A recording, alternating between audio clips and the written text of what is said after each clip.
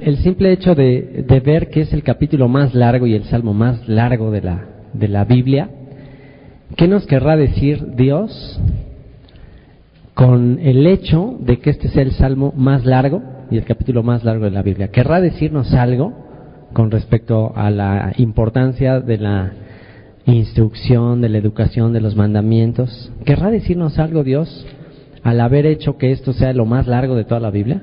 ¿Ustedes qué creen? ¿Será importante esto para Dios? Y bueno, pues vamos a continuar estudiando ahí a partir del verso 129. Dice: maravillosos son tus testimonios, maravillosos son tus testimonios, por tanto los ha guardado mi alma.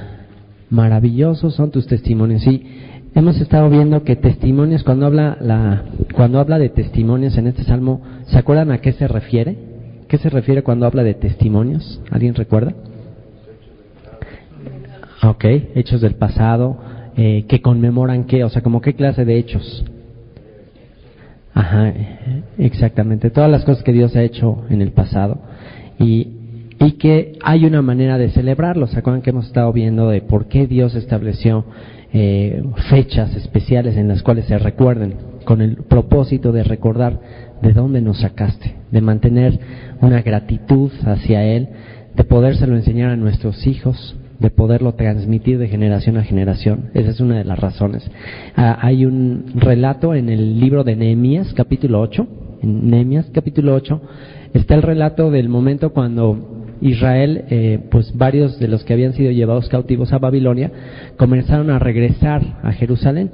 Y dice que cuando empezaron a regresar y a reconstruir la ciudad y los muros y todo eso, pues muchos o la mayoría del pueblo entero ya se habían olvidado de la Torah, ya se habían olvidado de escucharla, y de repente, pues una vez que regresan a Jerusalén, el sacerdote Esdras se para y empieza a enseñarles, y empieza nada más, lo único que él hizo es leer al pueblo las palabras de la ley y a explicarles verso por verso qué significaba, y tenía algunos maestros que le ayudaban a hacerlo. Y dice que cuando el pueblo empezó a escuchar lo que Dios había hecho en el pasado, pues el pueblo empezó a llorar, y cuando escucharon acerca de las fiestas, todo el pueblo se llenó de gozo, de alegría. Y dice que venía la fiesta de los tabernáculos y no la habían celebrado desde que habían estado en la época de Josué, y que a partir de ese momento que escucharon la palabra tuvieron gozo, tuvieron ánimo de volverlo a celebrar, y lo celebraron, y fue una alegría como nunca antes. Y eso es algo que tenemos que tener en nuestra conciencia cada vez que Dios nos pide que hagamos o celebremos algo, o pongamos en práctica algo. Generalmente nuestro prejuicio, o generalmente lo que pensamos o llegamos a pensar es que, pues, híjole, qué flojera, o sea, qué flojera hacer esto, o como que pensamos que no hay una verdadera recompensa en hacer al pie de la letra lo que Dios nos está llevando a hacer. O sea, como que nuestra tendencia es, lo tengo que hacer, qué mala onda, lo tengo que hacer. Pero la mejor motivación que podemos tener para obedecer a Dios es lo que dice el mismo verso 129. Dice: maravillosos son tus testimonios, por tanto, y la palabra por tanto es básica, es fundamental. Por tanto, los ha guardado mi alma.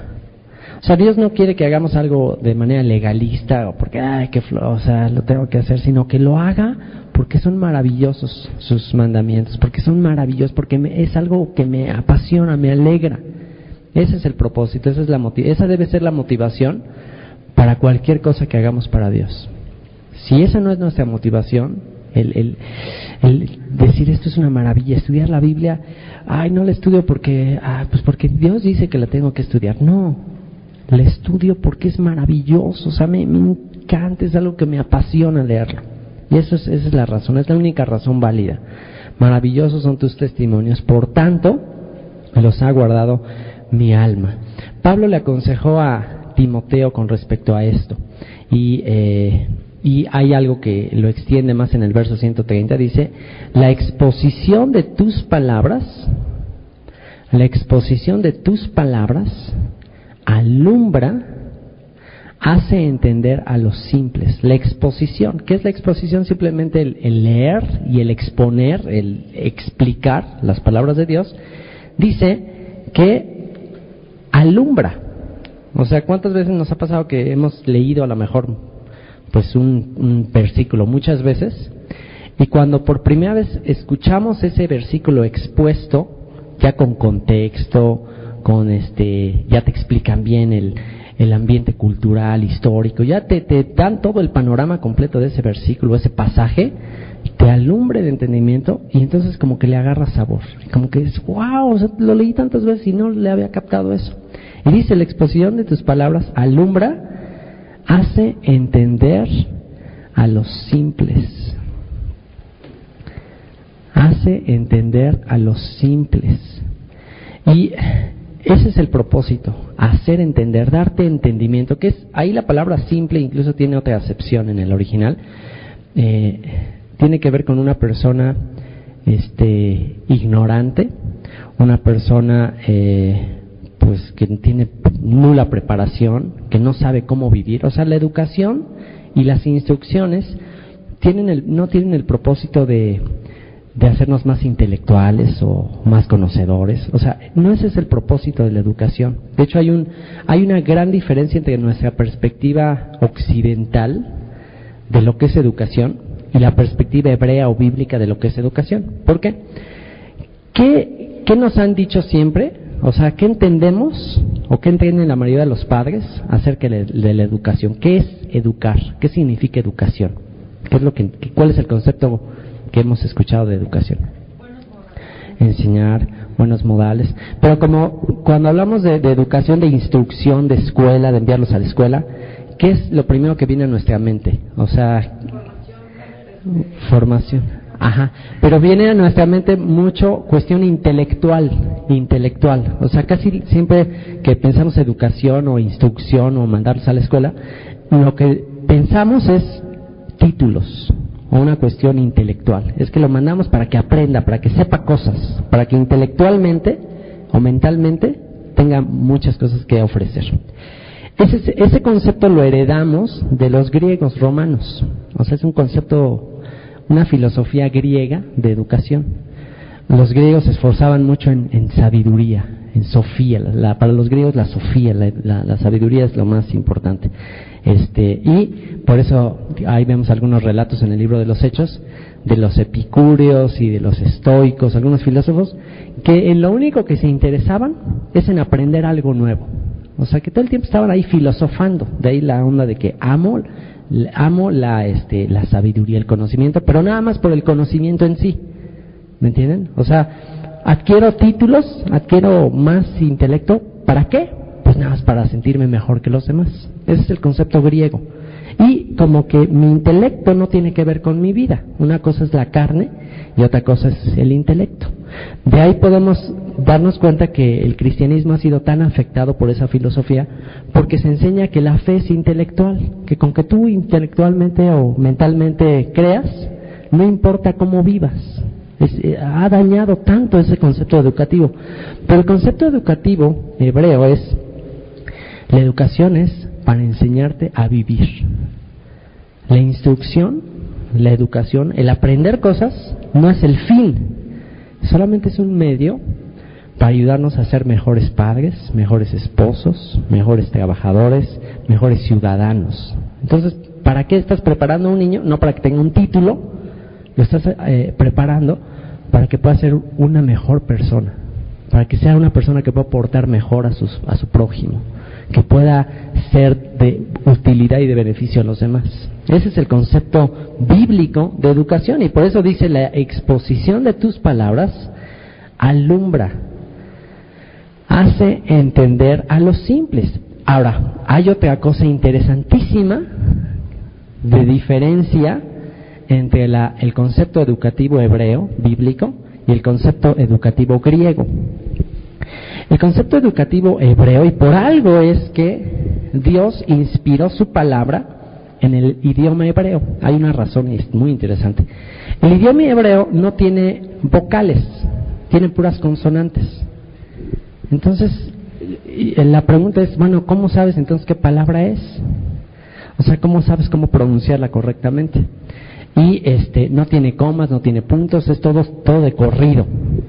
Y le hice una pregunta a un rabino y me la contestó de una manera que me dejó impactado.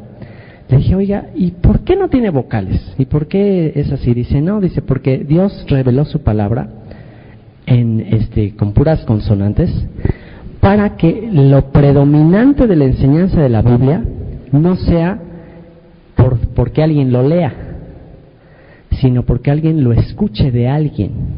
O sea, la importancia del idioma es que sea transmitido por alguien. Dice, por eso no existe el autodidacta. O sea, uno no puede tener una fe en Dios sana nada más siendo autodidacta.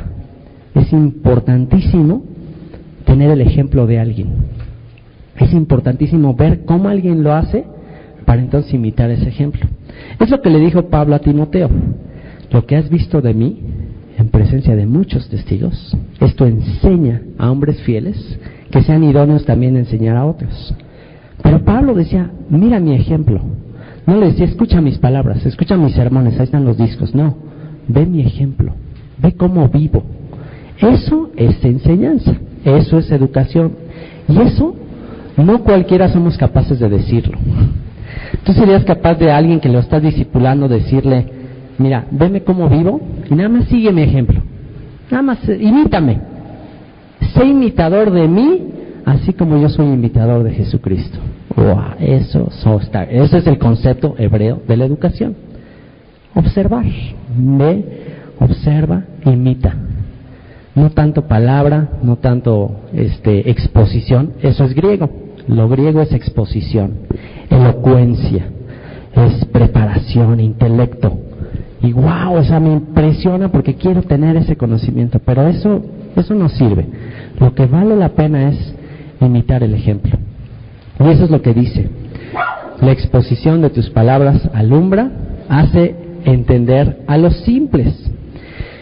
Y Pablo le dijo a Timoteo también en sus últimos días, ya cuando iba a ir incluso a morir, cuando Pablo estaba a punto de morir, en su segunda carta, que es la última carta que Pablo escribió, le escribió esto a Timoteo, le dijo, persiste tú en lo que has aprendido y te persuadiste o te convenciste, sabiendo de quién has aprendido. Entonces, por eso es tan importante la influencia. Dice, ok, ¿qué fue lo que te convenció? No te convenció tanto la elocuencia, el rollo. ¿De quién? Recuerda de quién aprendiste. Aprendiste, pues fue su maestro. Entonces dice, ¿de quién aprendiste? Dice, y que desde la niñez has sabido las sagradas escrituras. ¿A qué sagradas escrituras hemos visto que se refiere? Una vez más, se refiere a Torah.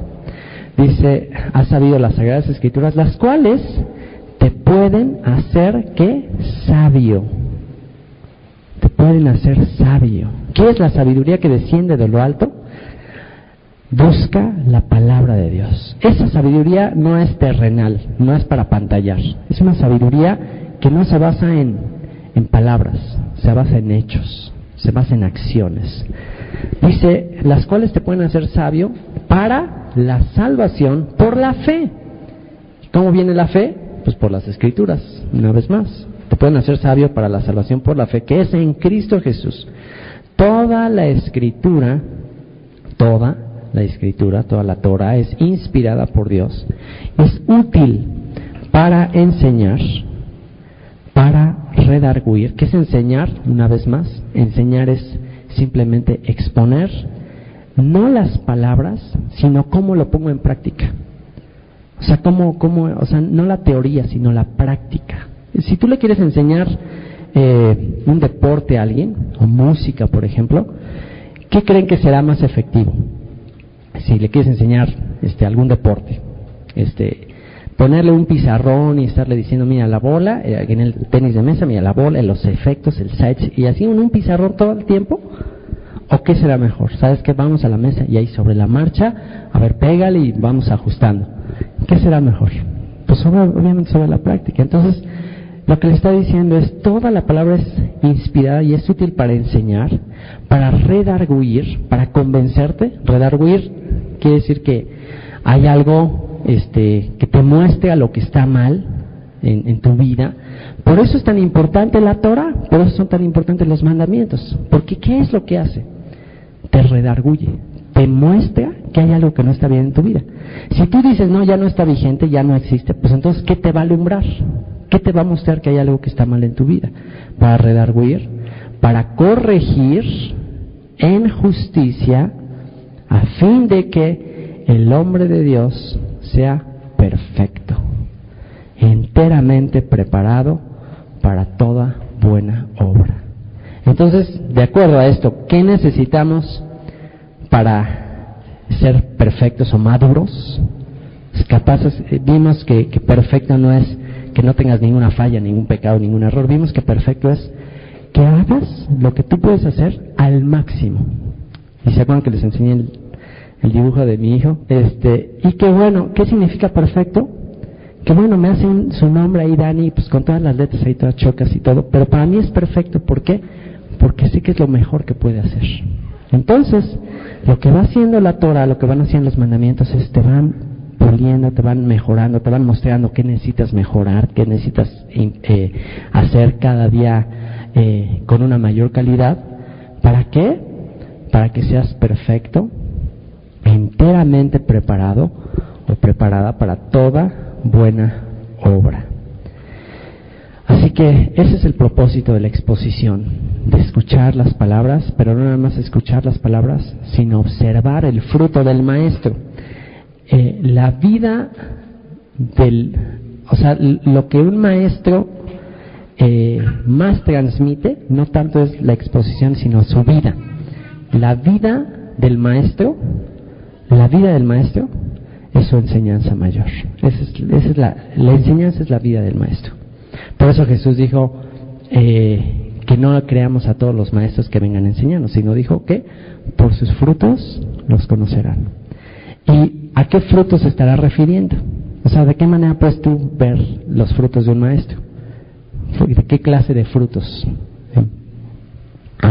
Pero aterrizando los frutos del Espíritu, ¿cómo podemos observar los frutos del Espíritu de una manera tangible en un maestro? En este contexto, pues obediencia a los mandamientos de Dios. ¿Okay? ¿Cuál es el fruto máximo que Dios espera de cada uno de nosotros? Nuestra obediencia a los mandamientos. Entonces, cuando tú ves en alguien a esta persona, como Pablo dijo, como Jesús, deja como Pablo, como Jesús. Imagínate Jesús que tenía la capacidad de decir, ¿quién de ustedes me redarguye de pecado? Nadie le podía decir nada, porque decía, ¿quién de ustedes me redarguye de pecado? Pablo, irreprensible. Wow, eso es fuerte decirlo. Entonces, eso es lo que vale finalmente. Y dice el verso 131, mi boca abrí y suspiré, porque deseaba tus mandamientos. Mi boca abrí y suspiré, porque deseaba tus mandamientos. Verso 132 dice, mírame y ten misericordia de mí, como acostumbras con los que aman tu nombre. Mírame y ten misericordia de mí, como acostumbras. Es la costumbre de Dios tener misericordia con los que aman su nombre. Ordena mis pasos con tu palabra. Ordena mis pasos. ¿Cómo puede ordenar Dios mis pasos? Una vez más, con su palabra. Y ya vimos que cada que aquí vemos su palabra, ¿a qué se está refiriendo una vez más? A sus mandamientos. ¿Cómo se ordenan cómo sé que estoy yéndome chueco? ¿Cómo sé que estoy mal? Pues otra vez, medita en sus mandamientos. Sus mandamientos te van a mostrar qué estás haciendo bien, qué estás haciendo mal. Y dice, ordena mis pasos con tu palabra, y ninguna iniquidad, una vez más, tiene que ver lo mismo. O sea, si tus pasos están ordenados con su palabra, entonces no va a haber iniquidad. Iniquidad es andar sin ley, andar sin mandamientos, andar en tu propia ley, lo que tú piensas que es bueno y malo para ti. Y ninguna iniquidad se enseñoree de mí. Líbrame de la violencia de los hombres y guardaré tus mandamientos. Haz que tu rostro resplandezca sobre tu siervo. haz que tu rostro resplandezca sobre tu siervo y enséñame tus estatutos. Y hay una bendición que Dios le dijo a Aarón y a los hijos de Aarón, a los sacerdotes. Él les dijo una bendición con la cual tenían que bendecir al pueblo de Israel. ¿Se acuerdan? Está en número 6. ¿Se acuerdan cómo dice? El Señor les bendiga y les guarde. El Señor haga resplandecer su rostro sobre ustedes y tenga de ustedes misericordia. El Señor alce sobre ustedes su rostro y pongan en ustedes paz. Y hay una frase que dice ahí, que dice que el Señor haga resplandecer su rostro sobre ustedes, que es la misma idea que dice aquí, que dice: haz que tu rostro resplandezca sobre tu siervo. Esto lo que significa es: haz que cuando yo me acerque a ti, Señor, tu rostro resplandezca, tu rostro se alegre cuando me veas que acudo a ti a pedirte algo, por ejemplo a orar o a lo que sea. Si tú supieras, o sea, ¿cómo tú puedes saber si por ejemplo como que si le vas a pedir a alguien algo, qué indicativos o qué señales en sus gestos o en su cara te pueden decir como que, ay, se me hace que sí, se me hace que me va a decir que sí? ¿Cuáles son las señales que tú ves en esa persona para imaginarte que, ay, ya le estoy haciendo? ¿Qué es lo que ves? Los ojos, cómo te mira, su sonrisa. O sea, te pasa, ¿no? Que no sé si alguna vez has ido a hacer una entrevista de trabajo o alguna situación que tú estabas anhelando pedir y que llegas y ya sabes que si te sonrieron, ya le hiciste. Si te miraron a los ojos y te sonrieron, ya como que sales contento, ¿no? Ay, me sonrió, me miró a los ojos, es increíble.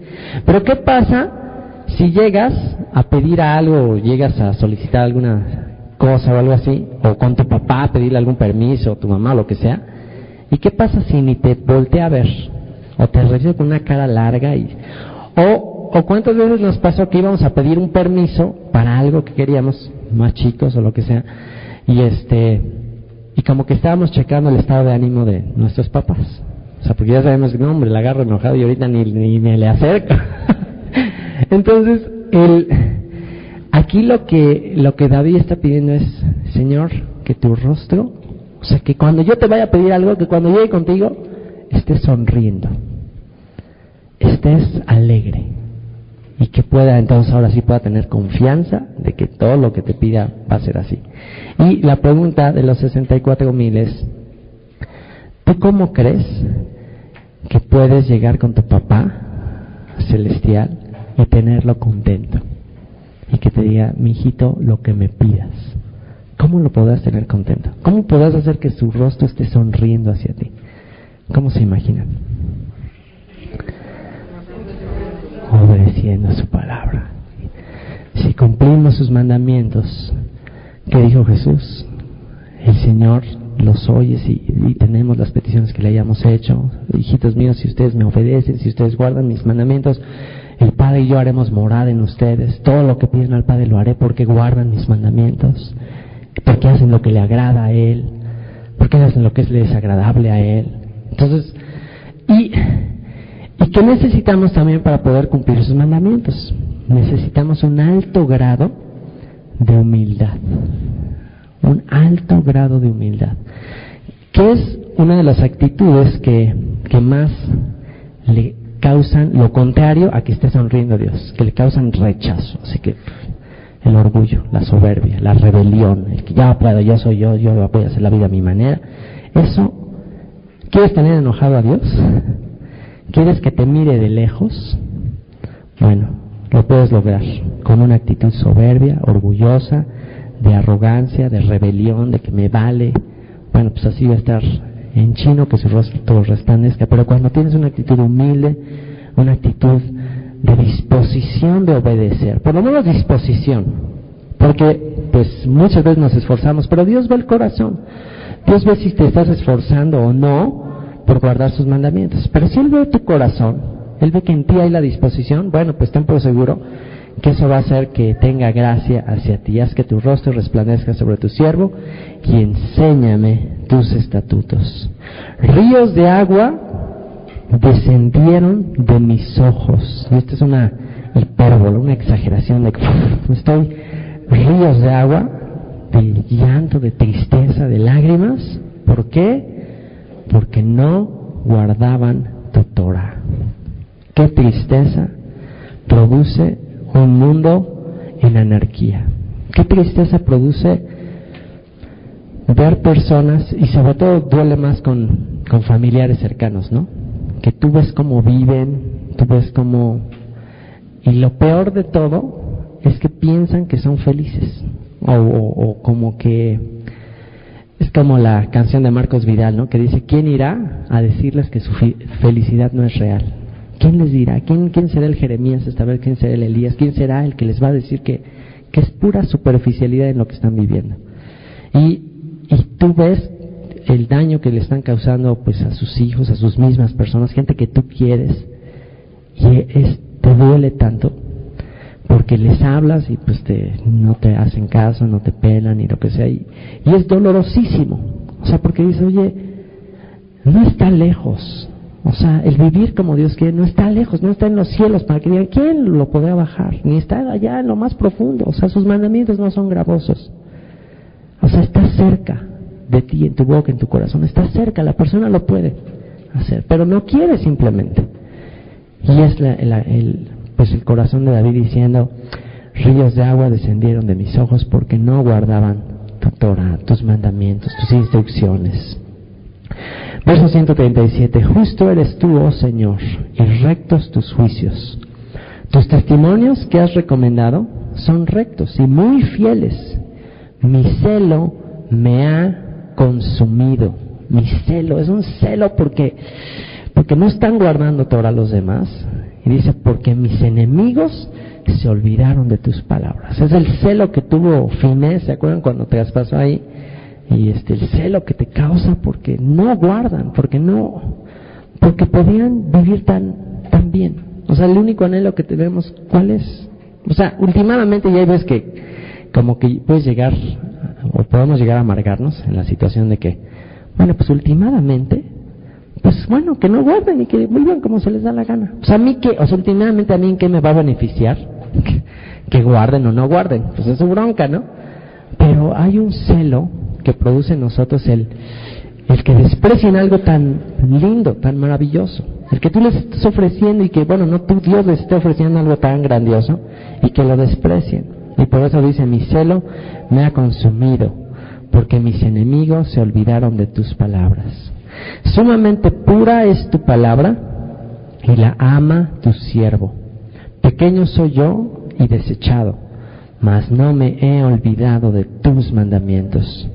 Tu justicia es justicia eterna, y tu ley, una vez más la palabra Torah, y tu Torah, tu educación, tu instrucción, tus mandamientos, la verdad.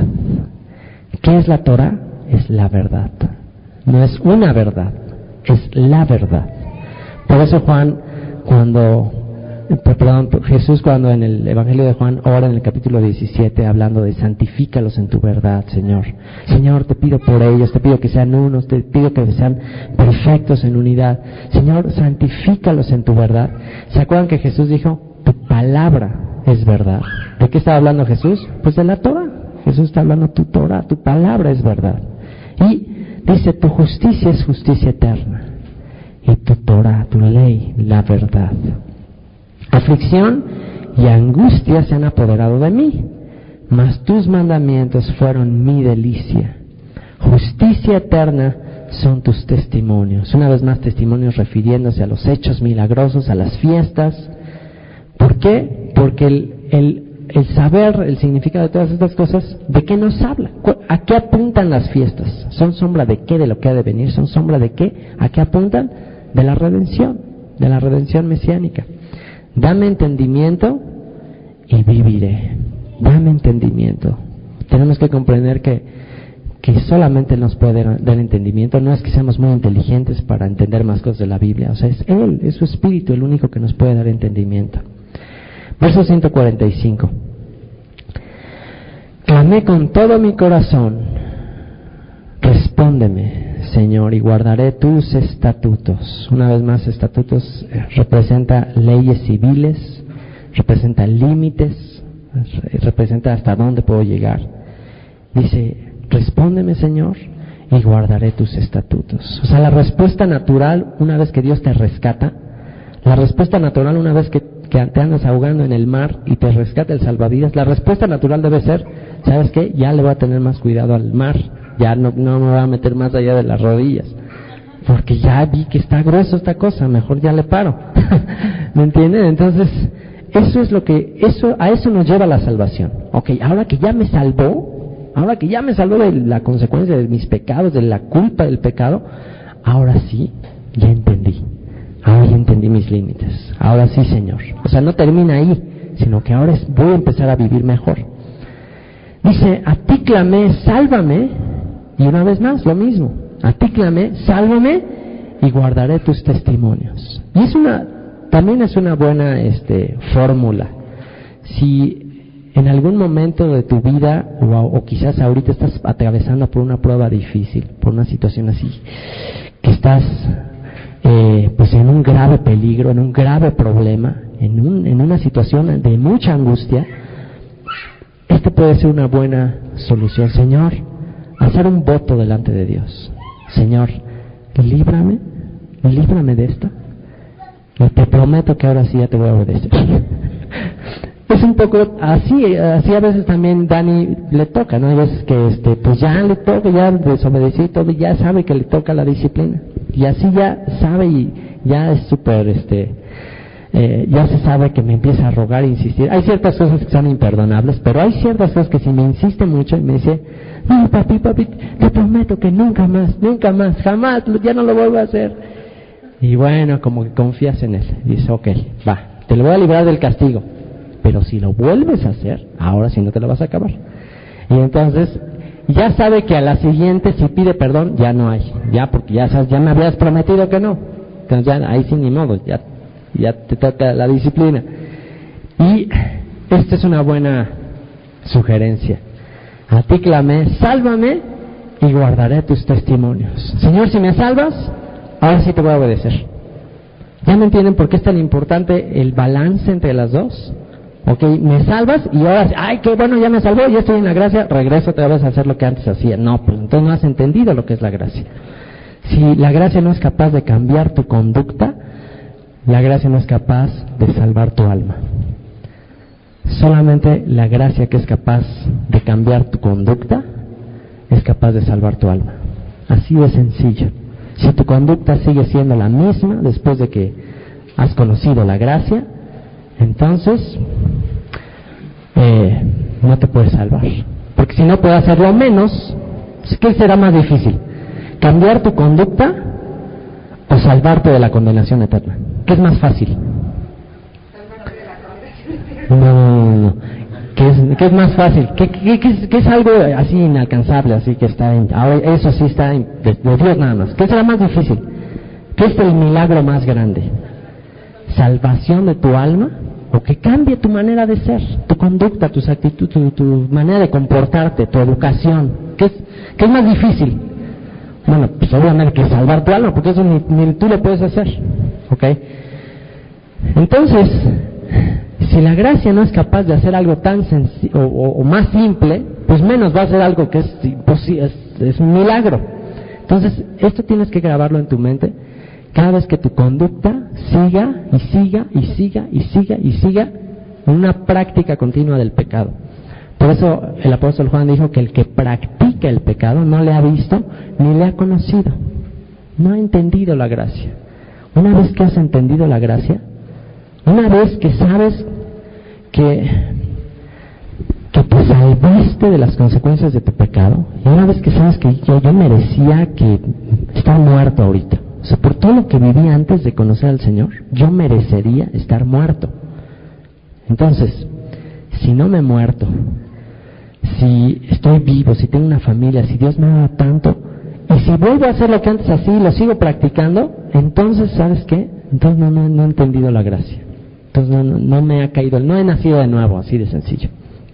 Entonces, tenemos que comprender eso. Si no soy capaz, si la gracia no es capaz de cambiarme, no es capaz de salvarme. Así de sencillo. Y dice, Me anticipé al alba, verso 147, y clamé. Esperé en tu palabra. Se anticiparon mis ojos a las vigilias de la noche para meditar en tus mandatos. Oye mi voz conforme a tu misericordia, oh Señor, vivifícame conforme a tu juicio. Se acercaron a la maldad los que me persiguen. Se alejaron de tu ley. Se alejaron de tu Torah. Entonces, aquí vemos que es un sinónimo. Maldad es sinónimo de alejamiento de la Torah. Es sinónimo, van de la mano. ¿Okay? Maldad significa apartarse de los mandamientos. Y es exactamente lo mismo que dijo Jesús. Apartaos de mí, ¿qué dijo? Hacedores de maldad. Maldad es la misma palabra. Hay dos palabras que te recomiendo que memorices y que nunca las olvides. Porque cada vez que veas esas palabras en la Biblia, en el Antiguo o en el Nuevo Testamento, te vas a dar cuenta que tienen que ver con lo mismo. Y en el Nuevo Testamento, del cual tanta controversia, es la palabra anomía y la palabra adiquía. Son sinónimos. Anomía, y la segunda es adiquía. Son las dos, ese es un sinónimo. Cada que en el Nuevo Testamento se traduce la palabra maldad, iniquidad, injusticia, es la misma palabra, o anomía o adiquía, se usa la misma. Y tiene que ver con ausencia de ley, ausencia de mandamientos. Sabes que ya no estoy bajo la ley, ya no estoy bajo los mandamientos, ahora estoy bajo la gracia. Y está más complicado, porque los mandamientos del Antiguo Testamento son 613 y los mandamientos del Nuevo Testamento son 1050. Entonces, si tú dices que estás bajo el Nuevo Testamento, pues ahora estás todavía más grueso, porque ya no nada más es física, sino ahora es espiritual y ahora es de intención y ahora es más, ahora sí ya viste un ejemplo, ya Jesús vino a vivirlo, a practicarlo, ya no tienes excusa. Entonces, tenemos que tener bien grabada esta palabra, porque otro de los conceptos equivocados es que antes estábamos bajo la ley y ahora estamos bajo la gracia, pero eso está equivocado, porque nunca hemos estado bajo la ley. El ser humano nunca ha estado bajo la ley, siempre ha estado bajo la gracia. ¿Sí o no? Ve todo el Antiguo Testamento y siempre ha estado bajo la gracia, siempre. Todo el tiempo Dios ha tenido misericordia, todo el tiempo ha salvado por misericordia, por gracia. Nunca ha sido por ley, nunca. Eso es una mentira, una falsedad de que antes, al Antiguo Testamento es la ley, ahora es la gracia. No es cierto. Siempre ha sido la gracia. Se empezó a hacer una doctrina, una herejía, en el que se enseñaba que por la ley, por el cumplimiento de la ley, por las obras de la ley, alguien se podía salvar, pero eso siempre fue una herejía. Eso desde tiempos de los profetas era una herejía. Por eso Isaías escribió: si bien todas nuestras justicias son como suciedad y todas nuestras buenas obras como trapos de inmundicia. O sea, los mismos profetas ya dijeron: eso es una mentira, es por gracia, es por misericordia. Los mismos profetas. Entonces no es nada nuevo el debate en la actualidad de la gracia, la ley. Es lo mismo que siempre se ha dado. ¿Por qué? Porque el hombre siempre ha sido orgulloso. El hombre siempre ha querido ganarse la salvación por sus méritos, y eso es imposible. Por eso Dios diseñó los sacrificios. Si no hubiera tabernáculo, si no hubiera enseñado los sacrificios del tabernáculo, pues entonces sí, cúmplanle todo. A ver, cúmplanlo, y si se lo cumplen, se salvan. ¿Por qué creen que estableció los sacrificios en el tabernáculo? ¿Cuál era la razón? Expiar la iniquidad. ¿Qué es expiar la iniquidad? Expiar la rebelión a la ley. Entonces la gente desde los sacrificios iba, oraba, confesaba sus pecados, se arrepentía, recibía gracia, y así. Y es lo mismo, es el mismo sistema. Y todos esos sacrificios, una vez que viene Jesús, entonces en Él podemos ver el cumplimiento, el clímax total de los sacrificios. O sea que nunca ha habido tal de que antes bajo la ley, ahora bajo la gracia, nunca ha habido tal. Siempre hemos estado bajo la gracia. Siempre. Que podemos empezar a caer en el legalismo de que no, pues ahora hay que obedecer la ley, pero es legalismo otra vez. No vamos a obedecer porque para obtener la salvación, sino vamos a obedecer por cuanto somos salvos, por cuanto ya me salvó, por cuanto ya ya me libró de lo que debía haber pagado, porque tuvo misericordia de mí, y ahora le voy a obedecer. Es lo menos que puedo hacer. Ahora le voy a obedecer. Gracia es un regalo inmerecido. Sabes que te voy a dar vida, te voy a dar salud, te voy a dar comida, te voy a dar oxígeno, te voy a dar vida eterna. Todo lo que te voy a dar es porque te amo. No porque lo mereces, no porque estudies mucho, no, te lo voy a dar porque te amo. Desde que empezó a crear el mundo, todo fue gracia. Uno de los salmos que vamos a estudiar, vamos a ver, que es porque para siempre es su misericordia. Lo repite todo el salmo. Alabad al Señor porque Él es bueno, porque para siempre es su misericordia. Alabad al Señor porque Él es bueno, porque hizo proezas, porque creó el mundo, porque creó las estrellas, porque creó el sol, porque hizo esto, porque nos sacó de Egipto, por esto, porque para siempre es su misericordia, porque para siempre es su misericordia. Todo el tiempo ha sido gracia. Entonces jamás podemos llegar a decir que pues antes cambió Dios su plan. Siempre ha sido el mismo plan. Siempre ha sido gracia, siempre ha sido misericordia. Lo que sea mal entendido es, como es por gracia, entonces ya no hago nada, todo es por gracia. No, sabes que si estás agradecido, si estás verdaderamente agradecido, si realmente aprecias lo que Él ha hecho por ti, bueno, pues obedécele. Y el obedecerle tampoco es un favor a Dios. Tampoco es, Dios, ahora como me estabas diciendo, ya soy un mejor Dios, porque Dios no le podemos incrementar nada, no le podemos mejorar en nada. El que le obedezcamos, ¿a quién le va a beneficiar? A nosotros. A Dios no le va a beneficiar. Dios no busca lo suyo.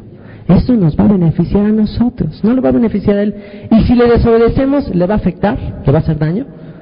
En el libro de Job dice, si hago maldad, si, como los niños, ¿no? Que quieren a veces cuando los regaño dan igual, pues ahora no como. Me hace su berrinche. No, y me encierro, ya. Entonces, pues bueno, a mí no me va a afectar, pues se va a dañar a Él, se va a afectar a Él. Entonces es lo mismo. Que tenemos que renovar nuestro entendimiento. Es como que antes no había eso y ahora en Cristo sí ya había. Porque siempre lo ha habido.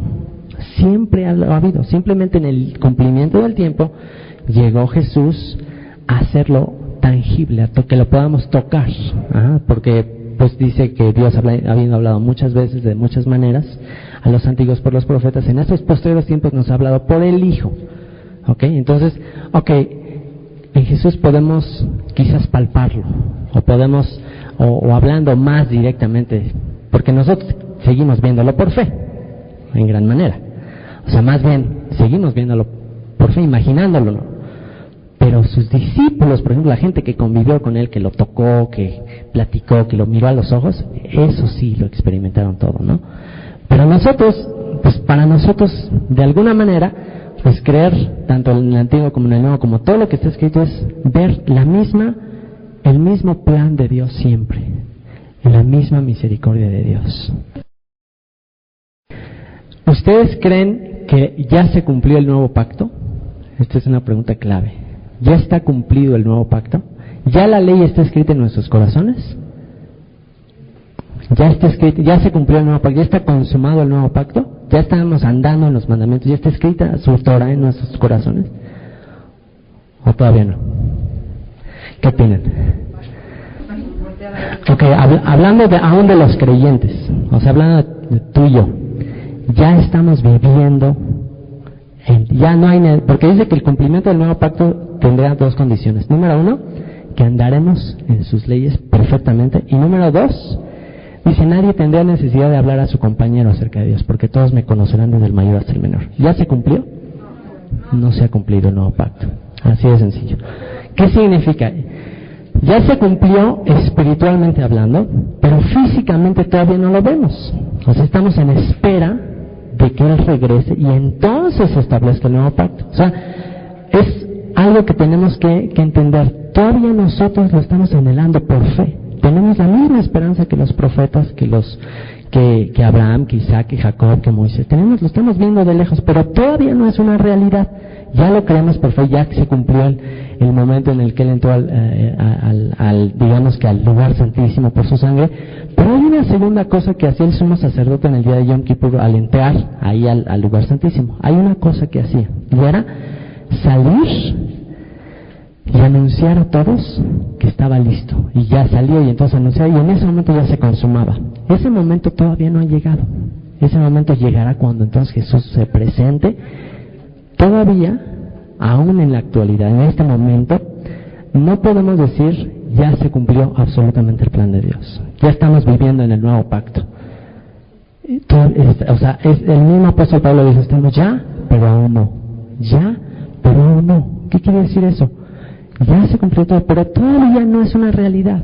O sea, porque pues sale a la calle, sale a las guerras, a las iglesias, y vean mi vida, vean nuestras vidas, y pues todavía no, todavía fallamos, todavía caemos. Ajá, pero aún nosotros todavía no estamos viviendo los mandamientos. Nosotros no lo estamos viviendo. Entonces, todo esto ¿a qué nos tiene que llevar? Tenemos que quitarnos el concepto. Recuerden una cosa, y por eso es tan importante en este cierre del Salmo 119. Y eso es lo que quiero que quede muy claro. Que el concepto antiguo y nuevo en nuestras Biblias es lo que dice el editorial que nos han vendido, pero así no era el concepto, ¿entienden? O sea, ¿con qué predicaron los apóstoles? ¿Con qué usaban ellos para llevar el evangelio a todo el mundo? ¿Qué usaron los apóstoles? ¿Qué escrituras utilizaban? El Antiguo Testamento. Ellos no tenían Nuevo Testamento. Ellos no llegaban, oye, mira, ya nada más lee el Nuevo Testamento porque ya el Nuevo Testamento. O sea, ellos no hacían eso. ¿Con qué impactó al mundo entero? Con los discípulos, ¿con qué impactaron al mundo entero? ¿Con qué soportaban sus escrituras? Exactamente. Entonces eso, tenemos que quitarnos ese concepto de que Antiguo y Nuevo Testamento, porque no es así. O sea, el concepto es, ¿sabes qué? Hay un solo pacto. El pacto siempre ha sido el mismo. Que andamos en los caminos, en los mandamientos de Dios. Siempre ha sido el mismo pacto. Lo único es que se ha tenido que renovar. ¿Por qué se ha tenido que renovar? ¿Acaso hubo falla en el mandamiento, en el pacto? ¿Hubo falla en esto? ¿O en quién? Exactamente. ¿En quién hubo falla? En nosotros. Por cuanto hubo falla en los receptores, Él dio su perfecto pacto en Sinaí. Y dijo, ¿sabes que este pacto es eterno, es perfecto? Aquí lo doy. Pero los mismos profetas testifican, hubo falla en los receptores. El pacto era perfecto, las palabras de Dios son eternas. Por cuanto hubo falla en estos receptores, ¿qué vamos a hacer ahora? Vamos a renovar el pacto. No es un nuevo, porque es una renovación del pacto. ¿Y en qué consiste? El renovar el pacto significa esto, muy sencillo. Ahora yo voy a dar la vida de mi hijo, él va a expiar sus pecados. ¿Para qué? ¿Para qué va a hacer eso? Para que ahora sí anden en mis caminos. Ese es el propósito de la renovación del pacto. Lo podemos entender un poquito mejor con una boda. Se hace un pacto con una esposa, se firma el contrato, ya lo firman, y una de las personas falla. Entonces llega el esposo y dice, lo voy a renovar, me voy a volver a casar contigo, y sabes que no importa, yo pago las consecuencias, pero nos vamos a volver a casar. Pero ahora, ¿para qué? Para que ahora sí estés enamorada de verdad de mí, para que ahora sí realmente me ames, por cuanto di todo por ti. Entonces eso es. Entonces tenemos uno de los graves problemas que tenemos es por no entender el idioma original en el que se escribió.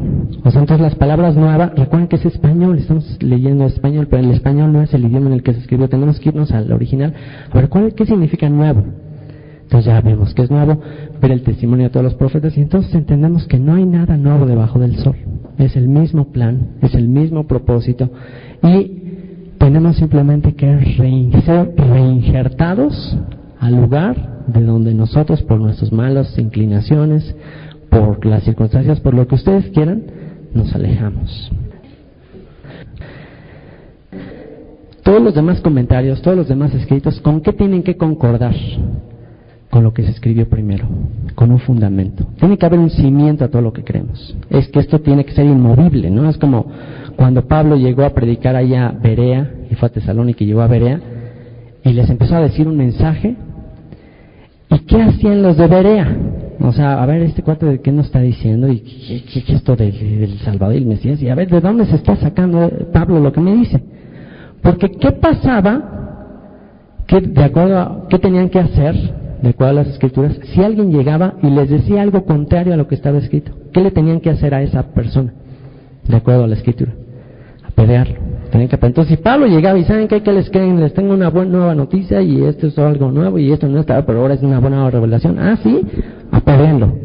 Así de sencillo. Entonces, ¿qué hacía él? Con las Escrituras, con los profetas, con los salmos, tú les iba explicando. Y entonces, ¿qué dice que hacían? Iban y escudriñaban para ver si lo que Pablo decía era así. Y una vez que lo examinaban, ¿en dónde? En la Torah, en los profetas, en los salmos, lo mismo que dijo Jesús a los discípulos de Maús. Una vez que hacían eso, decían, esto es de Dios, esto es cierto, esto es verdad, vamos a creer en ello. Porque no puede ser cambiada. De eso trata todo el Salmo 119. Entonces, volviendo ahora sí al versículo 150, la cuestión aquí es, se acercaron a la maldad los que me persiguen, se alejaron de tu ley. O sea, tenemos que entender que cada que habla es importante, porque si no desfasamos el tiempo. Tenemos que, ¿cómo les diré? Un requisito fundamental para estudiar la Biblia es no tratar de entender lo que me está diciendo en México en el año 2003, sino tratar de entender de qué estaba hablando y qué estaba significando para los que le estaban escuchando. Porque si no, entonces ahí es donde yo puedo descontextualizar el texto, sacarlo de la cultura, de la historia en el que está y hacerlo a mi propia conveniencia. Entonces, aquí es el mismo sentido de todo esto tratado del Salmo 119 y es, se acercaron a la maldad los que me persiguen, se alejaron de tu ley. Y me alegra mucho, les digo, toda esta conversación toda esta conversación, porque el escuchar es como cuando tú escuchas un debate en la tele, no te pasa, o sea, te desespera por un lado, pero por otro lado, como que el ver diferentes puntos de vista te da más convicción de la verdad, y eso me encanta. Te preguntamos, que nos aclares. Okay. No, está bien, preguntas. Pero bueno, lo que pasa es que hay ciertas cosas que para poderlas aclarar es muy, muy largo. Entonces, en lo más posible trato de responderles sus preguntas. Hay otras que no las voy a poder responder de plano, y hay otras que les ponemos pausa y las seguimos a lo largo de la escritura. Entonces, la cuestión aquí es, dice David, se acercaron a la maldad los que me persiguen, se alejaron de tu ley. Cercano estás tú, oh Señor, y todos tus mandamientos son verdad. Hace ya mucho que he entendido tus testimonios, que para siempre los has establecido. Mira mi aflicción y líbrame, porque de tu ley no me he olvidado. Y hay algo que refuerza otra vez David: Señor, no me he olvidado de tus mandamientos, no me he olvidado de tu ley. Y hay algo también fundamental que dice el verso 150, dice, hace ya mucho que he entendido tus testimonios, que para siempre los has establecido. O sea, son para siempre. Incluso es un pecado, está dentro de la misma ley, es pecado aceptar una opinión que vaya en contra de la ley. Es pecado. O sea, no es, vamos a razonarle. No aceptes el que alguien te diga que ya cambió, que ya pasó, que eso ya no lo tienes que hacer. Eso es contrario. Por eso el verso 152 dice, hace ya mucho que he entendido tus testimonios, que para siempre los has establecido. Mira mi aflicción y líbrame, porque de tu ley no me he olvidado. Defiende mi causa y redímeme, vivifícame con tu palabra. Lejos está de los impíos la salvación. Una vez más, ¿qué es impío? ¿Recuerdan? ¿Qué significa impiedad? Otra vez, sin ley. Y dice, lejos está de los impíos, de los que no tienen ley, la salvación. ¿Por qué? Ahí dice, porque no buscan tus estatutos. Ahora, ¿Jesús cambió esto? De ninguna manera. ¿Se acuerdan lo que dijo en Mateo? Y bueno, vamos a leer estos tres. En Lucas 13:13 dijo, ¿ustedes creen que son más pecadores aquellos que les cayó encima la torre? Ahí, una torre, ¿se acuerdan que les cayó? Dice, ¿ustedes creen que ellos sean más pecadores que ustedes? Dicen, no, pues no. Dice, de cierto les digo que si no se arrepienten, todos perecerán igualmente. ¿Qué significa arrepentimiento? Una vez más tenemos que reforzar. ¿Qué es arrepentimiento? ¿Cuál es la raíz de arrepentimiento? Arrepentimiento es regresar. O sea, voy en esta dirección y ahora arrepentimiento es me volteo a la siguiente y me regreso en sentido contrario de donde iba. ¿Hacia dónde vamos por naturaleza? O sea, ¿cuál es nuestra inclinación? ¿Hacia qué? Hacia la rebelión, hacia el mal. Somos llevados instintivamente hacia el mal. Pero en el momento que Dios me salva y Dios tiene misericordia de mí, entonces eso es arrepentimiento. ¿Y qué produce? Cambio de dirección. Y ahora empiezo a regresar y dice, por eso, lejos está de los impíos la salvación, porque no buscan tus estatutos. Y hay una parábola que contó Jesús con respecto a esto. Bueno, no una, varias. Acompáñenme por favor a Mateo 13. Mateo capítulo 13. ¿Ok?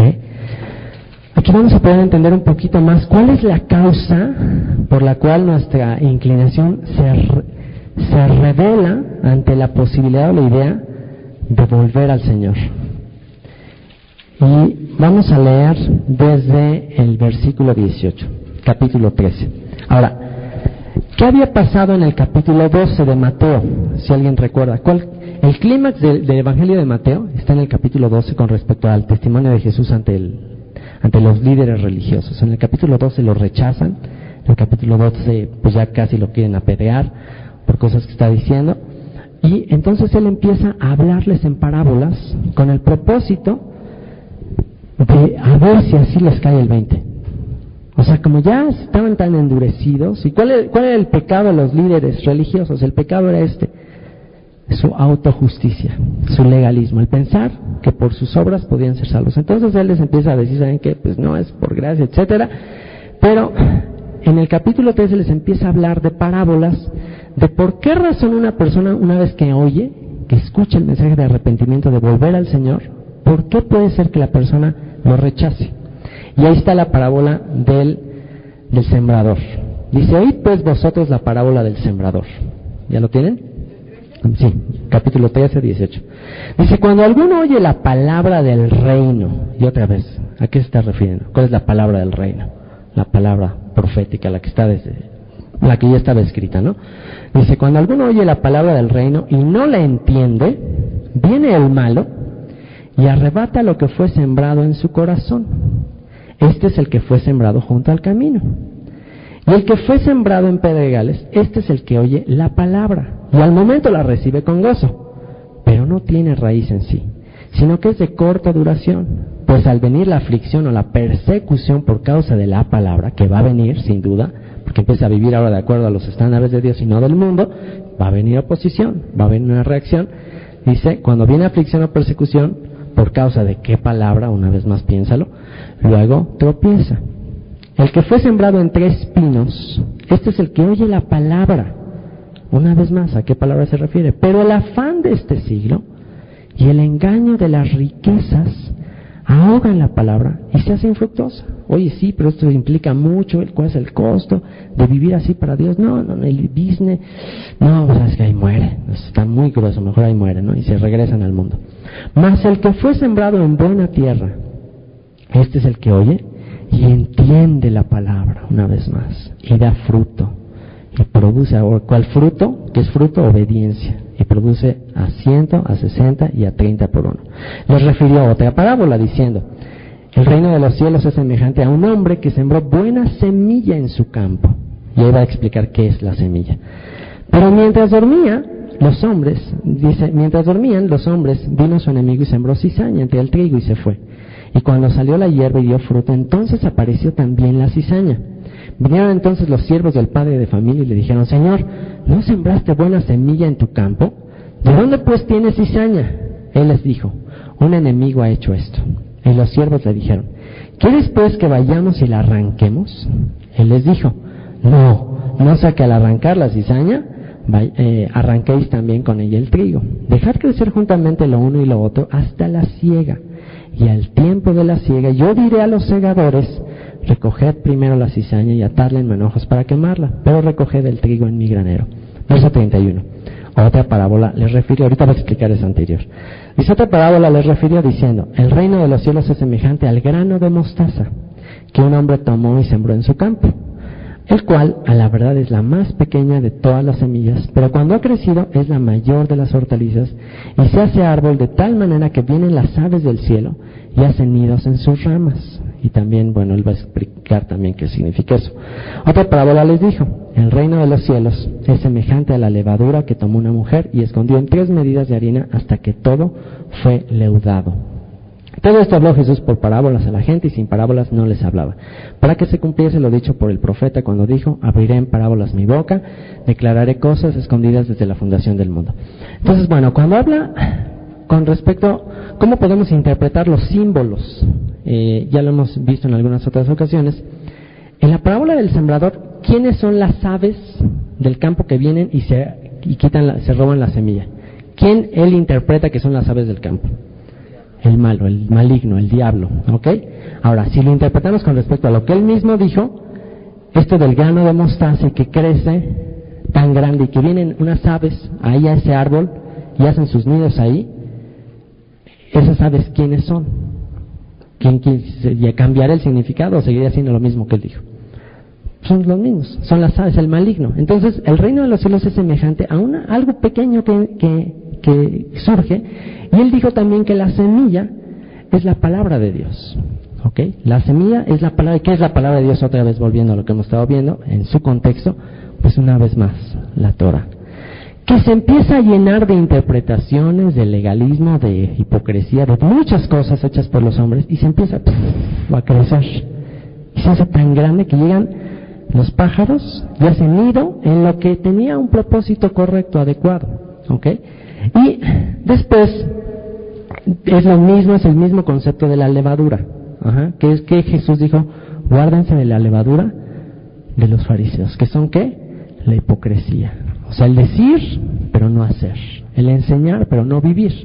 Entonces, pues así es el reino de los cielos, se llena de levadura. Y entonces, ¿cómo puedes identificar la levadura de lo que no es levadura? Por sus frutos, una vez más, su vida en obediencia a los mandamientos.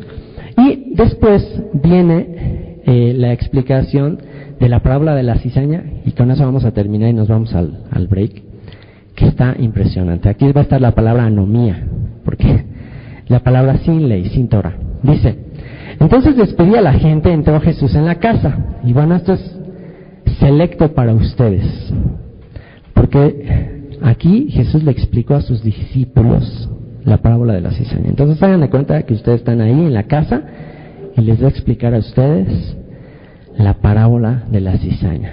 Le dijeron: explícanos la parábola de la cizaña del campo. Respondiendo él les dijo: el que siembra la buena semilla, una vez más, ¿qué es semilla? ¿A qué buena semilla se refiere?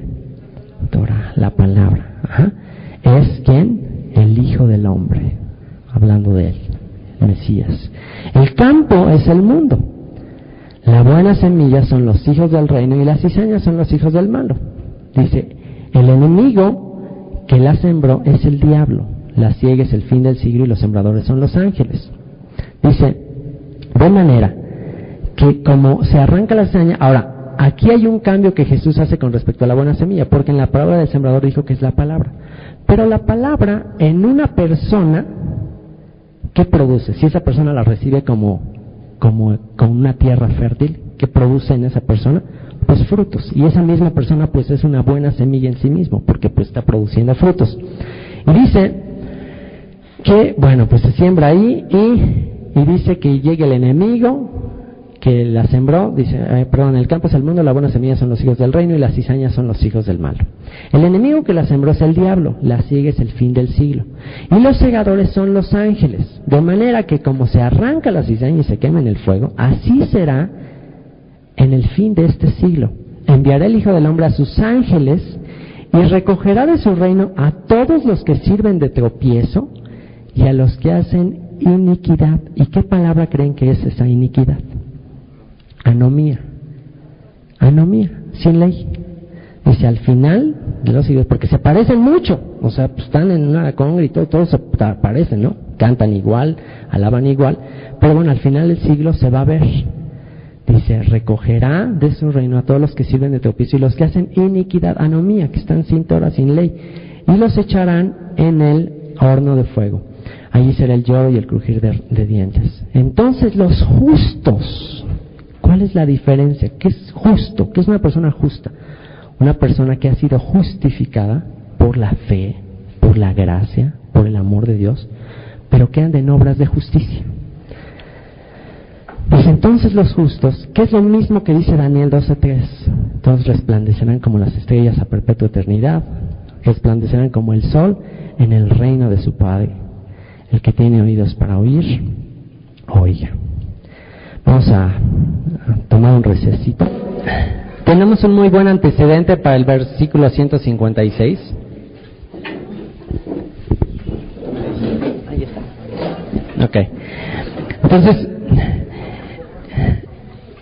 ya vimos por qué en el versículo 155 dice, lejos está de los impíos la salvación, lejos está de los que no tienen ley la salvación. ¿Por qué está lejos?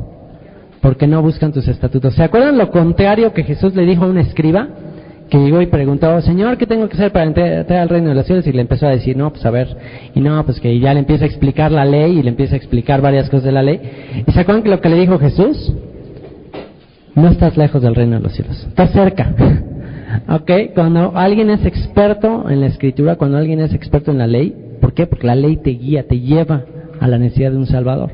Entonces cuando le preguntas a escriba, ¿qué tengo que hacer? Y le dice, pues ¿tú qué lees? ¿Qué entiendes? ¿Qué dice la ley? No, pues tienes que hacer esto y esto y esto. Muy bien, no estás lejos, ahí nos vemos. Eso estuvo impresionante. Pero cuando es lo contrario, cuando alguien no quiere saber de eso, dice, lejos está de los impíos la salvación. ¿Por qué? Por una sencilla razón que dice ahí.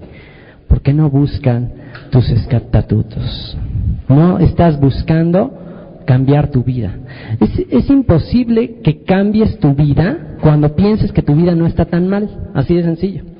O sea, si tú piensas, bueno, no estoy tan mal, realmente mi vida, mi fe, mi familia me satisface, soy una buena persona, creo que ya estoy bien, creo que ya llegué al tope, que ya no necesito nada más.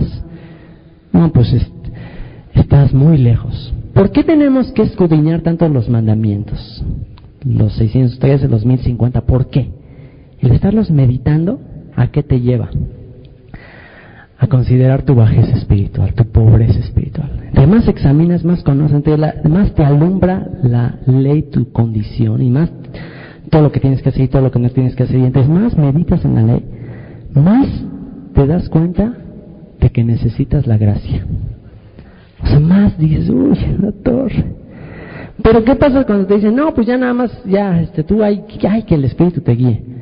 Pues entonces no sé qué tengo que hacer, no sé cómo tengo que vivir, pero cuando ya me dan instrucciones específicas de qué tengo que hacer y qué no tengo que hacer, eso alumbra mi rebelión, eso alumbra mis inclinaciones, y eso hace que entonces me dé cuenta que necesito un Salvador.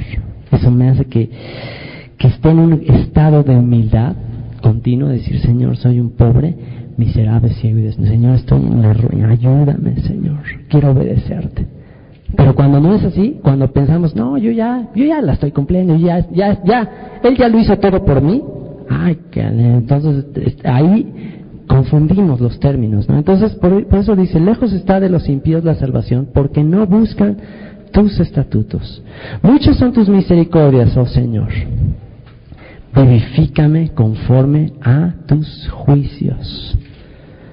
Vivifícame, dame vida. ¿Conforme a qué? Conforme a tus juicios. Es la misma palabra hebrea mishpatim, que significa leyes civiles, mandamientos. Vivifícame, haz que esté de acuerdo con tus principios, Señor. Muchos son mis perseguidores y mis enemigos, mas de tus testimonios no me he apartado. Y Jesús dijo, ay de ustedes cuando todos hablen bien de ustedes. Ay de ustedes, porque así hablaron bien de los falsos profetas. Pero cuando ustedes empiecen a ir de acuerdo a lo que dice la palabra, entonces les aborrecerán por causa de mi nombre, van a ir en contra de la corriente. Entonces dice, si hablan mal de ustedes, si hay bienaventurados cuando por causa de mí les injurien, les maldigan, por causa de vivir como yo viví, por seguir mis principios, mi estándar, bienaventurados, porque será grande su galardón en los cielos. Y es lo que va a pasar. Muchos son mis perseguidores y mis enemigos.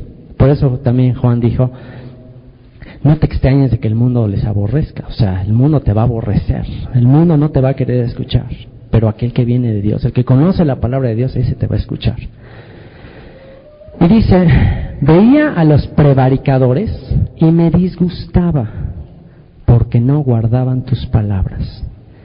¿Qué son prevaricadores? Prevaricadores no son una persona que desobedece Torah por ignorancia, porque bueno, pues todos estamos desobedeciendo, seguiremos desobedeciendo muchas cosas por ignorancia, por muchas cosas, pero un prevaricador es alguien que ya sabe lo que tiene que hacer, o ya sabe lo que no tiene que hacer, y continúa en esa misma condición. ¿Qué dice la misma escritura? El que sabe hacer lo bueno y no lo hace, ¿qué dice? Le es pecado. Ajá. Entonces aquí habla de un celo, un enojo con los que ya saben. O sea, ¿cuál es la actitud que más nos enoja de otros? ¿Cuál es lo que más nos enoja de otros y lo que más, lo que más nos choca que piensen de nosotros? Una de las que más nos choca, y que no vayan a pensar que soy un hipócrita. Lo que no piensen, no vayan a pensar que esa es una gran preocupación que tenemos. Y también es algo que criticamos mucho en Nada Más que Entre. Es un hipócrita. Mucho tilín, muy religioso, y a ver su vida. Entonces eso nos irrita muchísimo. Y es justo lo que está expresando David. Dice, veía a los prevaricadores, a los que ya saben, a los infieles, y me disgustaba porque no guardaban tus palabras. Mira, oh Señor, que amo tus mandamientos, vivifícame conforme a tu misericordia. El versículo 160 es también de los obligatorios a memorizarse. La suma de tu palabra es verdad. La suma de tu palabra es verdad. Y eterno es todo juicio de tu justicia. Los versículos, los numeritos, los números de capítulo y número de versículo son una gran ayuda. O sea, nos ayudan a encontrar pasajes que sirvan para las concordancias. O sea, son una buena ayuda. Pero también son un gran daño los versículos. O sea, los versículos le han hecho mucho daño a la comprensión de las Escrituras. ¿Por qué? Porque es muy fácil pensar que los versículos son como aislados, como que, este versículo, mira, ya me agarré de este versículo para hacer toda una teología, toda una doctrina de este versículo. Entonces, lo peor que podemos hacer es soportar lo que creemos en base a versículos aislados. Por eso es que en los idiomas originales, por ejemplo, el hebreo y el griego, lo hemos estado examinando, no tenían mayúsculas, no tenían comas, puntos, era de corrido. Entonces no había números. Entonces cuando se discutía un tema, no se discutía en base a versículos aislados, sino se discutía en base al contexto. O sea, sí se mencionaba, por ejemplo, este pasaje, por ejemplo, Pablo lo hizo, Jesús lo hizo, no está escrito en su ley, y decía la cita, pero ustedes no ven en el Nuevo Testamento que diga Pablo, así dice en Primera Crónicas, capítulo 5, simplemente decía, está escrito, y citaba la Escritura. ¿Y qué es lo que él hacía al citar esa Escritura? Él estaba pensando de todo lo que se trataba esa Escritura. Por ejemplo, cuando citaba, por decirles algo, a Ageo, a Sofonías, a Abdías, a alguno de los profetas, él no tenía en mente el versículo, él tenía en mente lo que decía el profeta, él tenía en mente de qué se trataba ese libro. ¿Por qué? Porque entonces lo pueden acusar, oye, no estás sacando esto de contexto, esto no tiene nada que ver con lo que tú estás enseñando. Entonces, tenemos que entender que para poder tener una doctrina sana, la suma de tu palabra es verdad. Cuando algún versículo, alguna parte contradice otra, y hay una ley que es la ley de la primera mención. ¿Qué quiere decir? Que la primera mención de algo, eso es la verdad. Y lo demás solamente tiene que complementar lo que se mencionó primeramente. ¿Ya me entienden? O sea, lo primero que se escribió, por ejemplo, los libros de Moisés. Todo lo demás que escriben los profetas, lo único que tienen que hacer es complementar, explicar, comentar lo que está escrito previamente. Es una ley de interpretación bíblica. En el momento que algo que se escribe posteriormente contradice aparentemente algo de lo que ya está escrito, entonces estamos interpretándolo mal. Tiene que haber una armonía. Hagan de cuenta que la Biblia, todos los libros, todos los versículos son como un rompecabezas. ¿Ok? Entonces, ¿qué pasa si tú estás armando un rompecabezas y estás aquí el color verde y estás ahí llenando, no sé, un paisaje, ¿no? De repente está aquí el cielo azul y tomas una pieza y a fuerza se la quieres poner ahí, pero es roja, y como que dices, bueno, no le veo que no entra aquí, entonces algo, y ahí le forzas, y puedes forzarla que entre ahí, pero algo está mal. O sea, el problema no es el rompecabezas, el problema es que yo lo estoy poniendo en un lugar equivocado. Pero ya cuando pones cada pieza en su lugar, entonces tiene que haber una armonía perfecta en toda la Escritura. No se puede contradecir nada, todo tiene que estar en armonía. Esa es la seguridad que tenemos de que la Biblia es inspirada por Dios, de que todo concuerda, todo cuadra, todo eso es fascinante, es extraordinario. Entonces, por eso tenemos que siempre sustentar todo lo que creemos, todo lo que pensamos, en base a lo que dice aquí: la suma de tu palabra es verdad. Que le dudemos cada vez que veamos una doctrina sustentada en unos cuantos versículos, que le dudemos, que mejor escudriñemos, que veamos todo, que examinemos todo, que cuestionemos todo hasta que haya un panorama completo. Otro de las cosas que no nos facilitan mucho nuestra comprensión de todo el plan de Dios es el orden de los libros. Que a veces pensamos que los libros pues están ordenados cronológicamente. Entonces empezamos a leer y pensamos que así va la historia, en forma cronológica. Pero los libros no están acomodados en forma cronológica. Entonces, si no tenemos una idea histórica cronológica de todos los años, de la línea del tiempo, entonces vamos a estar así como muy confundidos. Oye, ¿esto qué tiene que ver aquí? Todo desfasado. Pero cuando vemos una progresión, un inicio, una creación, un progreso, un plan hacia donde apunta hacia Apocalipsis, y estudiamos la Biblia en forma cronológica, entonces va a tener mucho más claridad y vamos a tener menos riesgo de sacar algo que ni siquiera está en el plan de Dios. Entonces, por eso es tan importante este principio: la suma de tu palabra es verdad, y eterno es todo juicio de tu justicia. Verso 161. Príncipes me han perseguido sin causa, pero mi corazón tuvo temor de tus palabras. Me regocijo en tu palabra, me gozo en tu palabra, como el que haya muchos despojos. Los despojos eran pues todo lo que se hallaba después de una guerra, y ya mataron al enemigo y todo lo que quedaba ahí, todas las fortunas, toda la lana, la ropa, todo lo que quedaba, pues se lo repartían ahí entre todos, era el botín de guerra. Y dice, me regocijo en tu palabra como el que haya muchos despojos. O sea, hay un tesoro en la Escritura.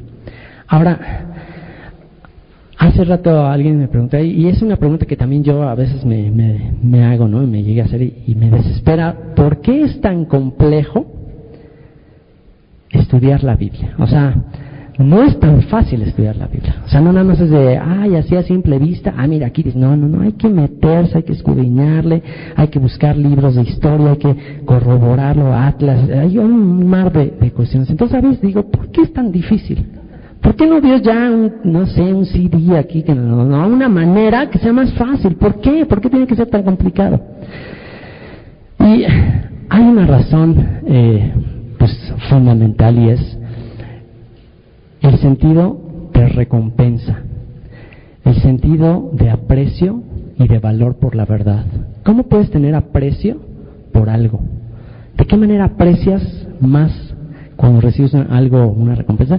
¿Cómo crees que lo apreciarías más si tú vas a una competencia de algo y todos se dejan ganar y te dan el trofeo? ¿Crees que te sentirías contento de recibir ese trofeo? Pues no, porque sabes que todo el mundo se dejó ganar, te dio el avión y todo eso. Pero ¿qué pasa cuando a pulso y te esforzaste y te costó, y cuando recibes el premio, cuando recibes la recompensa? Ahí es cuando verdaderamente lo aprecias. Por eso dijo el Señor, me buscarán y me encontrarán cuando me busques de todo tu corazón. Cuando tú digas, ¿sabes qué? Aquí, este es un mapa de mi vida. aquí en las Escrituras, Jesús dijo, escudriña las Escrituras, escárvale, métete. Los tesoros no son para los flojos, para los perezosos, son para los que se meten. Y pasa cuando lo encuentras. ¿Cómo te ha sido, ahora que no estás estudiando, cuando descubres algo y te lo muestra el Señor? Dices, o sea, así como que casi te desmayas ahí de, ¿cómo no lo había visto? ¡Qué increíble! O sea, te sorprende la palabra. ¿Qué pasa si te lo da así rápido?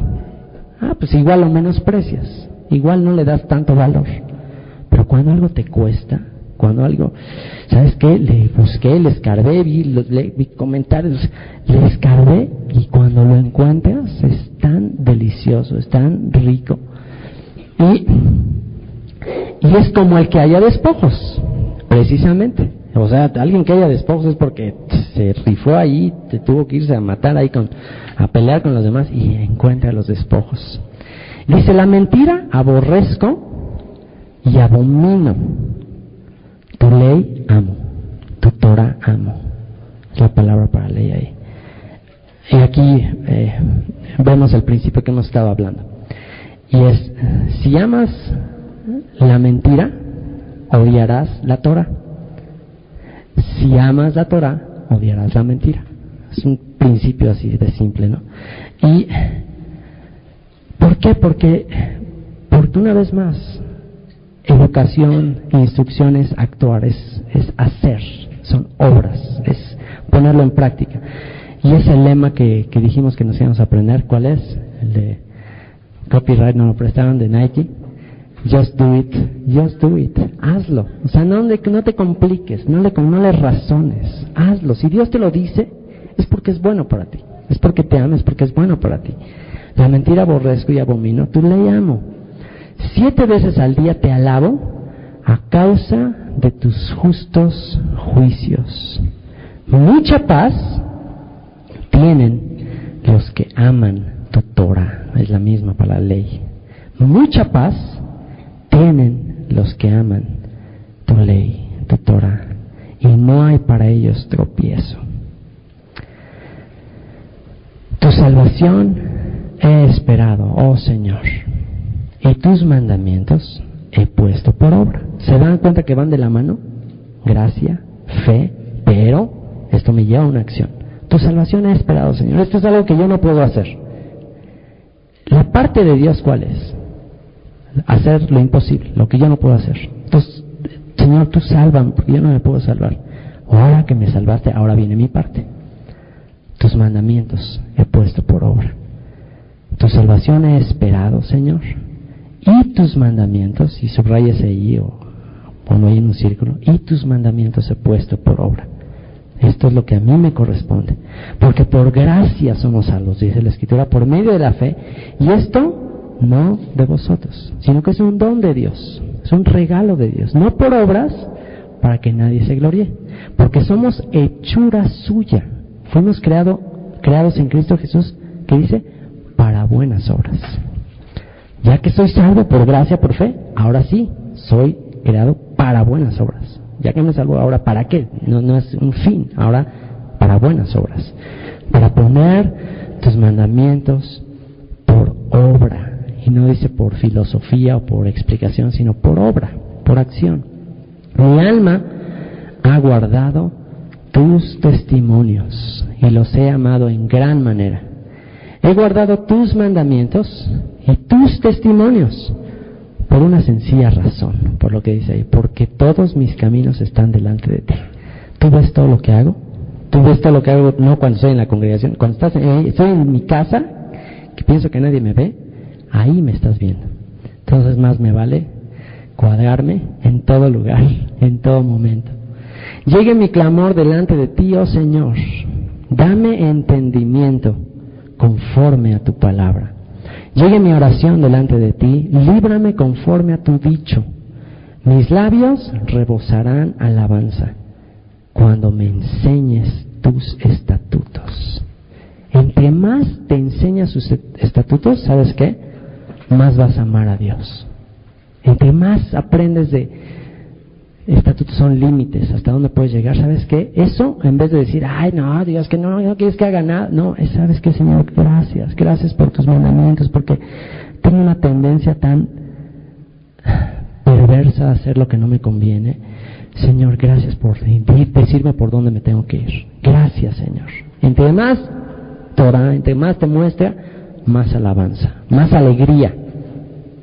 Hablará mi lengua tus dichos, porque todos tus mandamientos son justicia. Esté tu mano pronta para socorrerme, porque tus mandamientos he escogido. He deseado tu salvación, oh Señor. Y una vez más es el contraste. He deseado tu salvación, Señor. Deseo lo que yo no puedo hacer. Y tu ley, tu Torah, es mi delicia. Me deleito en eso. Me meditaré en tus estatutos, en tus mandamientos. Bienaventurado el hombre que no anduvo en consejo de malos, ni en camino de pecadores, ni en silla de escarnecedores se ha sentado, sino que en la ley, en la Torah de Dios, está su delicia. En los mandamientos, meditar en los mandamientos una y otra vez. Será como árbol plantado junto a corrientes de aguas que da su fruto a su tiempo y cuya hoja no cae. Y todo lo que haga prosperará. No así los malos, no así los que les vale, que serán arrancados como el tamo que arrebata el viento. Y este es el producto, el fruto de la salvación. Tu ley es mi delicia, Señor. Viva mi alma y te alabe, y tus juicios me ayuden. 176. Yo anduve errante como oveja extraviada.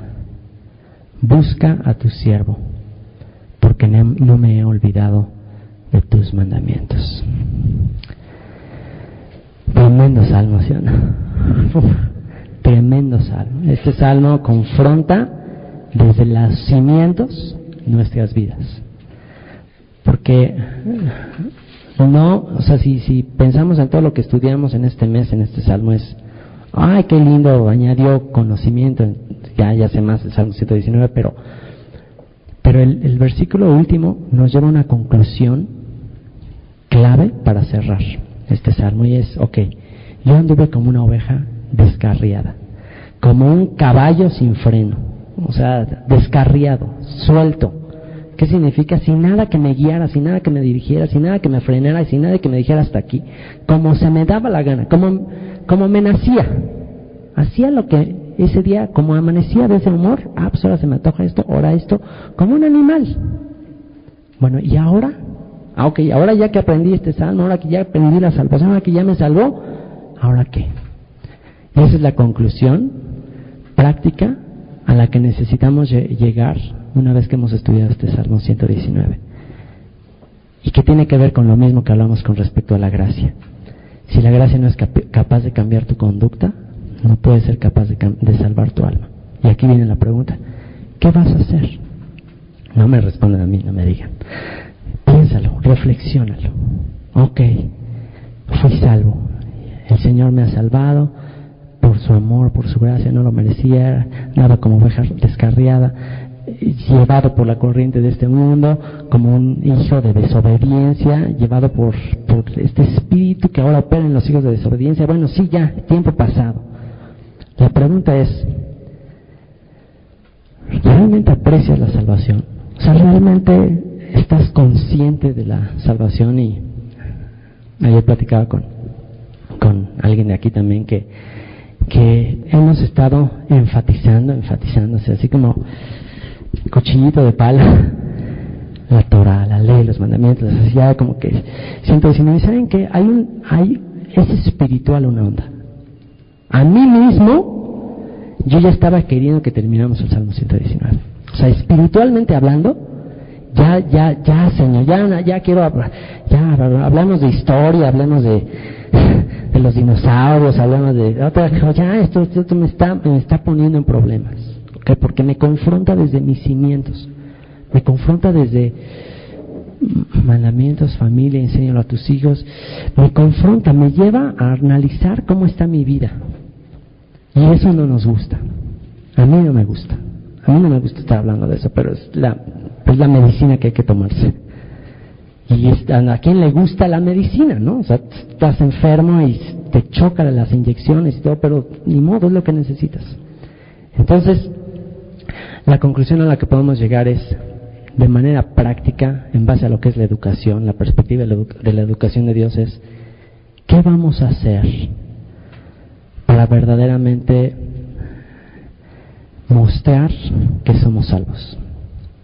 Santiago dijo, ¿tú crees que Dios es uno? Pues también los demonios creen y tiemblan. O sea, ¿tú crees en el único Dios verdadero? ¿Tú crees el Shema, se llama, es el Señor, nuestro Dios, el Señor es uno? Está hablando Santiago a los dispersos de Israel. Dice, ¿tú crees ese principio de fe básico en el judaísmo? ¿Tú lo crees? Bien haces. Pues también los demonios creen, o sea, eso no te salva. Conocer la identidad de Dios, conocer quién es Dios, eso no te salva. Y empieza a hablar acerca de la fe. ¿Quieres saber, hombre vano, que la fe sin obras es muerte en sí misma? ¿Y por qué tanto énfasis en esto? Y bueno, yo les decía que bueno, ya escuchamos tanto tiempo, casi de lo único que escuchábamos, y lo escuchábamos una y otra vez, el amor, la gracia, qué lindo, precioso, maravilloso, y lindo, precioso, increíble. Sí, ok. Y eso está bien, ese es el principio para llevar también a la gente. Pero como que, bueno, ahora hablemos de que sí, ok, que lindo, te amó Dios, te salvó, no por obras de justicia, sino por su misericordia. Pero ahora, ¿qué vamos a hacer? ¿Qué vamos a hacer? La iglesia cristiana, estoy hablando no de una iglesia cristiana, el cristianismo como religión que está en las enciclopedias, no ha impactado al mundo realmente como debiera haberlo impactado. El judaísmo tampoco lo ha impactado. ¿Qué vamos a hacer nosotros? Que tenemos toda esta revelación. ¿Qué vamos a hacer? ¿Qué vamos a hacer para verdaderamente impactar al mundo? Y la respuesta no es aquí salir y hacer muchas cosas, sino regresar a lo sencillo, a lo práctico. Regresar a lo más simple. Ok, en mi casa, Señor. Ok, voy a regresar desde mi casa. Estaba escuchando un cassette de un conferencista que habla acerca de cómo manejar el tiempo y que habla de prioridades del tiempo. A lo mejor ustedes han escuchado de él, se llama Franklin Covey. Él escribió un libro que se llama Los 7 hábitos de las personas más eficientes y todo eso. Y da seminarios de cómo manejar tu tiempo en base a prioridades, qué es lo más importante. Muchos de sus seminarios son dirigidos a empresas, a empresarios y todo. Y ellos manejan una línea de agendas con las cuales tú planeas en base a qué es lo más importante. Y su propósito es como hacerte reflexionar de tu vida, en qué estás gastando tu tiempo. O sea, ¿qué haces tu día? A ver, examina tu agenda y viendo tu agenda te vas a dar cuenta qué es lo más importante para ti. Ahí te vas a dar cuenta si realmente lo que tú piensas que es importante es lo más importante. Viendo tu agenda, viendo en qué gastas tu dinero. Y entonces toda su filosofía y todo el planteamiento es, hay que volver a dedicar tiempo a lo que es más importante, a tu familia, a realmente buscar las cosas espirituales, a dejar de ser tan materialista. Y me llamó mucho la atención ¿qué es lo que él dice? Y hace entrevistas a médicos y a varias personas. ¿Qué es lo que dice que es el primer paso por donde se empieza? Cuando ya te reflexionaste y ya, no, si mi vida está medio vacía, media infructuosa, ¿qué voy a hacer? Otra es renovar tu vida con tu familia. El primer paso, dice, es tómate un día a la semana. Me impactó lo que dijo. Dice él, y lo confirman varias personas y médicos que él entrevista, dice, tómate un día a la semana en que te olvides de todo, hagas a un lado todo, tus business, tus metas, tus ambiciones, un día en que renueves tus fuerzas, que afiles él le llama afilar el hacha, y que busques a Dios y que trates de estar en comunión con tu familia. Y familia se refiere, si eres casado, se refiere a tu esposa e hijos, eso es tu familia. Y si no eres casado, se refiere a tus papás. Y si no lo tienes así, bueno, a tus familiares más cercanos. Dice, tómate un día para estar teniendo tiempo con tu familia, con las personas realmente cercanas a ti, para conversar con ellos, para platicar, para planear sus metas, para hablar de qué propósito tienen. Dice, ¿para qué? Y lo menciona así, para que recen, para que tengan un tiempo espiritual. Y entonces, él lo dice y entrevista a varios médicos como para que digan, sí, sí es cierto. Este es el fundamento de la sociedad, es el fundamento de una vida familiar. Si no tienes eso, estás perdido. Y tan sencillo. Ese es el primer paso por el que se empieza. Cuando tú entiendes la gracia y cuando entiendes, el primer paso por el que se empieza para empezar a obedecer a Dios es empezar desde la familia. Y empezar, ¿de qué manera práctica? Paso número 1, tómate un tiempo. Tómate un día, estar con tu familia. Empieza a buscar de Dios juntos. Ese es el único propósito de regresar. Tenemos que abandonar nuestra fe filosófica, espirituosa, que no se concreta en hechos. Que Dios nos ayude a esto. Espirituosa, que no se concreta en hechos. Que Dios nos ayude a esto. Espirituosa, que no se concreta en hechos. Que Dios nos ayude a esto. Espirituosa, que no se concreta en hechos. Que Dios nos ayude a esto. Espirituosa, que no se concreta en hechos. Que Dios nos ayude a esto. Espirituosa, que no se concreta en hechos.